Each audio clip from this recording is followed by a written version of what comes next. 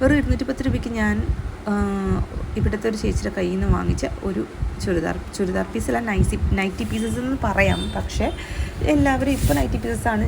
റെഗുലറായിട്ട് നമ്മളൊരു ജോലി നമ്മൾ ചെയ്യുന്ന ഒരാളാണെങ്കിൽ നമുക്ക് ഏറ്റവും നല്ലത് അഫോർഡബിൾ ആയിട്ടുള്ള പ്രൈസിൽ നൈറ്റി പീസസ് കൊണ്ടുള്ള ഒരു കുർത്താസ് ആയിരിക്കും. പിന്നെ ഓൾമോസ്റ്റ് എനിക്ക് തോന്നുന്നു ഇപ്പം മിക്ക കടകളിലും 1000-700 രൂപയ്ക്കൊക്കെ വിൽക്കുന്ന ടോപ്പുകളൊക്കെ നൈറ്റി ആണോ ചുരിദാറാണോ അതൊരു കുർത്തി പീസാണോ എന്ന് നമുക്ക് കണ്ടാൽ തിരിച്ചറിയാൻ പറ്റാത്ത ടൈപ്പ് ഓഫ് തുണികളാണ്, ഡിസൈൻസുകൾ.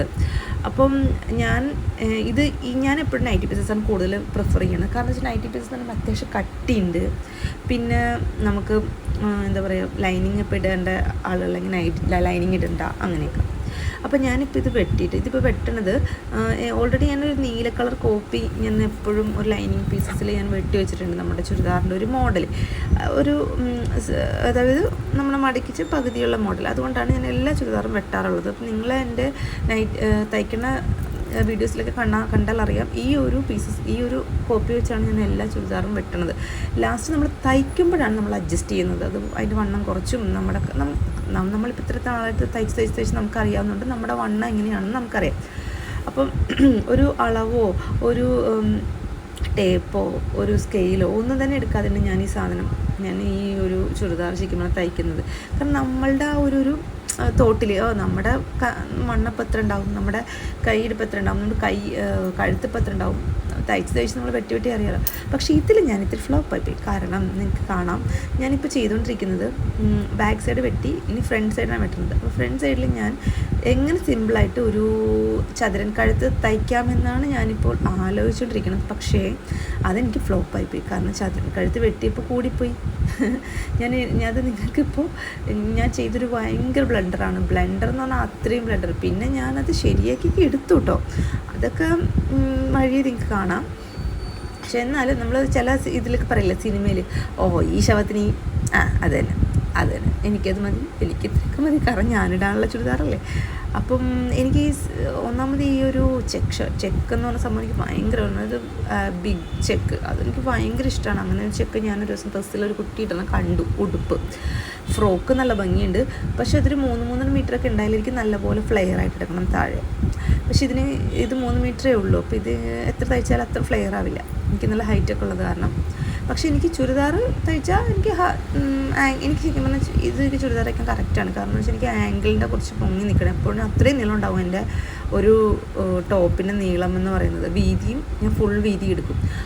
ആ തുണിക്ക് എത്ര വീതി ഉണ്ടോ അത്രയും വീതി എടുക്കും. ഒരു തുള്ളി അങ്ങനെ വെട്ടിക്കളയുള്ളൂ അത്രയും. അപ്പോൾ നിങ്ങൾക്ക് കാണാം കേട്ടോ, ഞാൻ ഫ്രണ്ട് പോർഷനാണ് ഇപ്പോൾ വെട്ടിക്കൊണ്ടിരിക്കുന്നത്.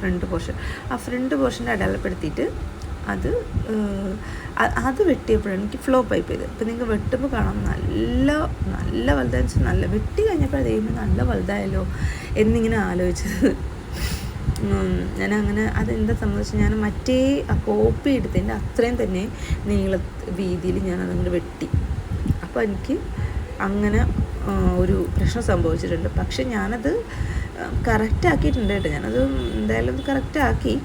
ഇപ്പം നിങ്ങൾക്ക് കാണാൻ പറ്റും. ഇപ്പം നിങ്ങളിത് കുറച്ച് ആ ഭാഗത്തൊരു ഇത്തിരി ഭാഗം കാണുന്നത് ഇപ്പോൾ കണ്ടത് നിങ്ങൾ നോക്ക്, ഇത്രയായി. പക്ഷെ ഞാനപ്പോൾ ആലോചിച്ച്, അപ്പം അതിലും ഞാൻ ഇത്തിരി സിമ്പിളായിട്ട് തയ്ക്കാനാണ്, ഈസിയായിട്ട് തയ്ക്കണം. കാരണം ഞാൻ ലൈനിങ്ങും നമ്മുടെ ചുരിദാറിൻ്റെ ബാക്ക് പോർഷനും തമ്മിൽ കൂട്ടിയടിച്ചിട്ട് ഞാൻ ലൈനിങ് ഉള്ളിൽ കൂടെ മടക്കിയെടുത്തു. അപ്പോൾ നമ്മൾ ഫ്രണ്ടിലത്തെ ആ ഇതില്ലേ അത് ഉള്ളിൽ പോകും. മറ്റേ കണ്ടത് ഇപ്പോൾ ഉള്ളിൽ നിന്ന് ഇങ്ങനെ മറച്ചടിക്കില്ലേ ഉള്ളിൽ. അപ്പോൾ നമ്മുടെ കഴുത്തടിച്ചതിൻ്റെ ആ ഒരു അടിപ്പ് ഉള്ളിൽ പോകും. എന്നിട്ട് അതിൻ്റെ പുറത്ത് വെച്ചിട്ട് ഞാൻ അടിച്ച് കഴിഞ്ഞ് വെച്ച് നോക്കിയപ്പോഴാണ് ദൈവമേ കഴുത്തിന് നീളം കൂടിയല്ലോ ഈശ്വരാന്ന് ഇങ്ങനെ ആലോചിച്ചത്. പിന്നെ ഞാനൊരു ചെറിയ പോർഷൻ കഴുത്തിൽ ഇത്തിരി നീളം കൂടി. പിന്നെ അപ്പം ഞാൻ എന്താ വെച്ചിട്ടുണ്ടെങ്കിൽ എന്ത് ചെയ്യും, അത് കഴുത്തിന് നീളം കൂടിയല്ലോ എന്നിങ്ങനെ ആലോചിച്ചു. പിന്നെ ഇപ്പം ഞാൻ ബാക്ക് സൈഡും കൂടെ കഴുത്തും കൂടെ അടിച്ചിട്ട് ഫ്രണ്ടിൽ എന്താ പറയുക, നമ്മുടെ കഴുത്തിൻ്റെ ഈ ലെഫ്റ്റും റൈറ്റും സൈഡിലുള്ള അവിടെ ഒരു ചെറിയൊരു പോർഷൻ വെച്ചിട്ട് അടിച്ചു കൊടുത്തിട്ട് നമുക്കത് സെറ്റ് ചെയ്യാൻ നോക്കാം. നിങ്ങൾക്ക് കാണിച്ചു തരാം. ഇപ്പോൾ ഇത്രയേ ഉള്ളൂ, കണ്ട ഇങ്ങനെ ചെയ്യുമ്പോൾ ഇത്രയേ ഉള്ളൂ. അപ്പോൾ ഞാൻ എന്താ വെച്ചാൽ ഒരു ചെറിയ പോർഷൻ വെച്ചിട്ട് ആ സൈഡിൽ പിന്നെ അടിച്ചു കൊടുത്തു. ഇത്തിരി തുണി വെച്ചിട്ട് ആ സൈഡിൽ രണ്ടും അടിച്ചു കൊടുത്തു. എന്നിട്ട് ഞാൻ ബാക്ക് കഴുത്തൂടെ വെട്ടി തയ്ക്കാൻ നോർത്തു. ബാക്ക് കഴുത്ത് വെട്ടാണ്. അതായത് നിങ്ങൾക്ക് മനസ്സിലായില്ലേ, ഫ്രണ്ടിലത്തെ കഴുത്തിൻ്റെ അത് കഴുത്തിന് നീളം കൂടിക്കഴിഞ്ഞപ്പോൾ അപ്പുറം ഇപ്പുറം ഒരു ചെറിയ പീസ് വെച്ചിട്ട് ഞാൻ അങ്ങോട്ട് അടിച്ച് കൊടുത്തു. ഇത് ബാക്ക് സൈഡ് പിന്നെ ഞാൻ സാധാരണ കഴുത്ത് തയ്ക്കുന്ന പോലെ മടക്കി അടിച്ചു. കണ്ടോ ഫ്രണ്ടിൽ കണ്ടോ ഇങ്ങനെ ഇത്തിരി ഒരു പീസ് കൊടുത്തു കഴിഞ്ഞപ്പോൾ ആ ഒരു വീതി കിട്ടി, നമുക്ക് കൈ വയ്ക്കാനൊക്കെ ഉള്ളൊരു വീതി കിട്ടി. എന്നിട്ട് ലൈനിങ് അടിച്ചു.